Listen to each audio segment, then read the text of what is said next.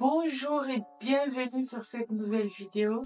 Aujourd'hui, nous allons parler d'un sujet qui peut être intimidant, mais qui est essentiel pour notre parcours vers le succès. Je vais vous parler de quoi? Je vais vous parler de l'échec. D'accord, les amis?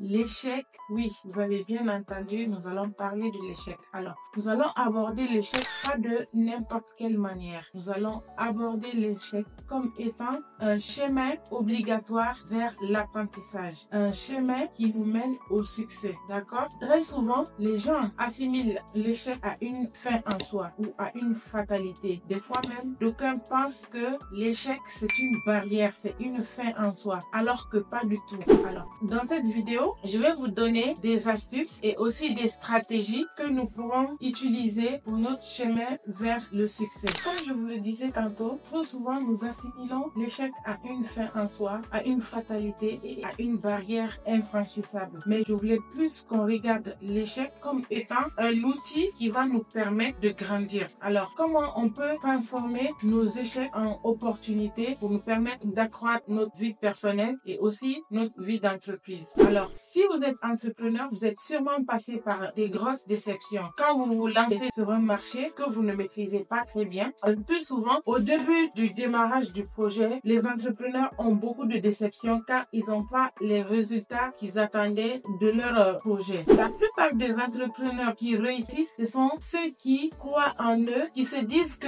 cet échec-là n'est que partie remise et qu'au bout de l'échec, il y a forcément le succès. Mais malheureusement, 80% des personnes qui échouent au bout de quelques mois dans leur projet abandonnent systématiquement, alors que si la personne avait pu avoir cette constance dans le temps, elle aurait pu avoir du succès. Malheureusement, c'est pas le cas pour tout le monde. Il y a très peu de personnes qui ont cette résilience et là, se poser des vraies questions sur le pourquoi est-ce que votre projet a échoué. Par exemple, j'ai lancé un produit qui n'a pas fonctionné. Quelles sont les attentes des clients par rapport au produit? Quelles sont les tendances du marché? Donc, lorsque vous arrivez à répondre à toutes ces questions, c'est sûr que vous allez pouvoir vous remettre sur les selles et faire accroître votre entreprise ou votre projet. Mais si par contre vous vous dites, ah bon, là vraiment j'ai lancé le produit, les gens ils aiment pas, les gens ils ne viennent pas demander, ils me demandent pas, j'ai pas les résultats que j'attends, j'arrive pas à vendre ou je connais pas des gens, vous allez vous trouver des excuses qui vont vous pousser à abandonner votre projet alors que c'est un projet qui aurait pu réussir avec vous. C'est un projet dans lequel vous aurez pu prospérer. C'est un projet qui aurait pu changer votre vie carrément. Mais comme vous vous êtes dit que, ah là, vraiment, je vois qu'il y a trop de difficultés, il y a trop de problèmes, alors j'abandonne. Alors que juste à quelques mètres, vous aurez pu avoir accès à la prospérité de votre produit ou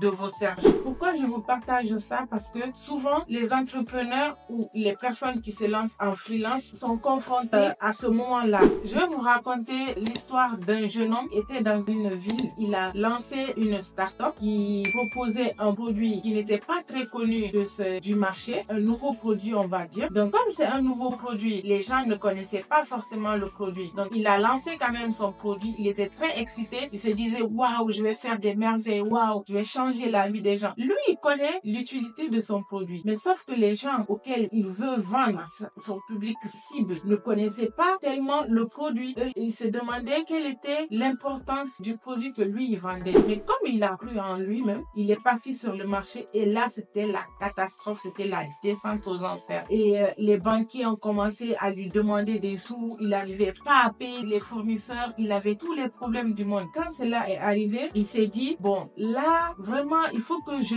réfléchisse autrement à les choses que je peux améliorer sur mon produit pour que je puisse avoir plus de ventes au niveau de mon produit. Donc il fait son étude de marché, il fait son petit sondage et il recueille l'avis des clients, des potentiels clients, des clients qui pensent qu'ils peuvent être intéressés par son produit. Il fait son petit sondage sur le marché et il recueille assez d'informations pour améliorer son offre au niveau de sa clientèle. Pourquoi je vous raconte cette histoire? Parce que c'est une histoire vraie, c'est une histoire qui est réelle, d'accord? Donc cette personne-là, elle a quand même cru en elle, elle n'a pas abandonné abandonné et figurez-vous que lorsqu'il est revenu avec son produit, en tenant compte des suggestions qu'il a eues de la part de ses futurs clients, de ses prospects, il a eu un franc succès avec son produit et les gens se sont arrachés son produit comme des cacahuètes. C'est parti comme ça. Donc tout ça, c'est pour vous dire que lorsque vous vous lancez en freelance ou lorsque vous vous lancez une activité, les débuts, c'est toujours difficile. Tous les débuts sont difficiles. Personnellement, je sais de quoi je parle parce que je suis passée par là, ok? Je suis passée par des moments où j'étais vraiment au plus bas de mon état d'esprit. J'étais au plus bas, j'étais à 2 doigts d'abandonner. Je me disais vraiment, c'est pas la peine. Pourquoi d'ailleurs tu te donnes tant de peine alors que ta vie, elle est assez bien comme ça? Mais comme j'ai une mission de vie, je me suis dit, tu vas pas lâcher, tu vas y aller. Et moi, le plus grand succès que je peux avoir, c'est de vraiment contribuer à partager ma connaissance avec vous comme je le fais sur cette chaîne. Donc, ma plus grande fierté, c'est de venir vous partager mes petites connaissances que j'ai pu acquérir dans le monde du digital et plus particulièrement dans le monde de community manager. Donc, si vous me découvrez pour la première fois dans cette vidéo, je m'appelle Dalo et sur ma chaîne, je vous partage des astuces et des tips en rapport avec le marketing digital, plus particulièrement le monde passionnant des community managers. Donc, voici 3 conseils que j'aimerais vous partager dans cette vidéo que vous pouvez appliquer dès maintenant lorsque vous sentez vraiment que vous allez abandonner. D'abord, en premier lieu, fixez-vous un objectif qui est atteignable. Je ne vous dis pas de ne pas être ambitieux. Vous devez bien sûr être ambitieux, vous devez viser grand, mais vraiment pour pouvoir voir vos résultats de façon très concrète, fixez-vous des objectifs que vous pouvez atteindre, d'accord? Je vous demande pas de ne pas rêver. Vous pouvez rêver et avoir de grandes ambitions. D'ailleurs, l'histoire nous a appris que les personnes qui ont réalisé des plus grands exploits sont des personnes, des grands rêveurs, sont des personnes, ils ont aucune limite dans leur imagination. Donc, fixez-vous plutôt des objectifs atteignables, des objectifs que vous pouvez réaliser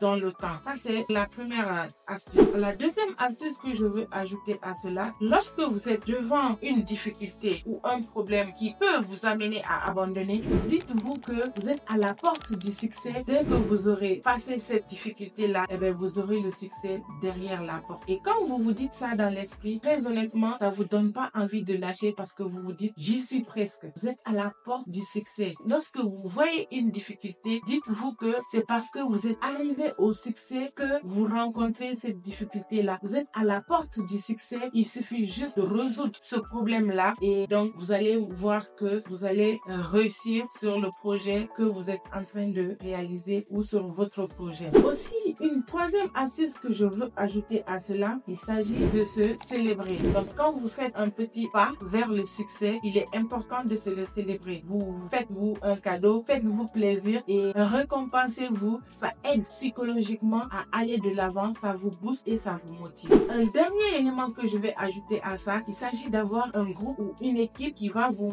motiver, qui va vous garder dans le mood sur votre lancée. Si vous marchez avec des personnes qui ne parlent pas d'entrepreneuriat, qui n'ont aucune idée des difficultés que vous pouvez avoir, qui n'ont pas les mêmes ambitions que vous, c'est sûr que vous n'allez pas aller loin dans votre projet d'entrepreneuriat ou de freelance. Aussi, vous discutez avec ces gens-là, ils auront plus tendance à vous décourager qu'à vous encourager. Donc, soit trouvez-vous un mentor ou une personne qui peut vous motiver dans votre lancée ou tout simplement une équipe dans laquelle vous allez rester, qui vont vous garder toujours dans cet état d'esprit parce que vous partagez les mêmes problématiques, vous partagez les mêmes valeurs, partagez les mêmes problèmes. Et j'espère que cette vidéo vous aura plu. Alors, si c'est le cas, n'hésitez pas à le partager avec d'autres personnes proches à vos amis qui peut-être sont en face d'une difficulté, qui sont sur le point de lâcher parce qu'ils se disent qu'ils ont échoué alors qu'ils sont à la porte du succès. Je vous souhaite à toutes et à tous beaucoup de succès dans vos projets et surtout, soyons persistants et n'abandonnons pas car demain sera meilleur.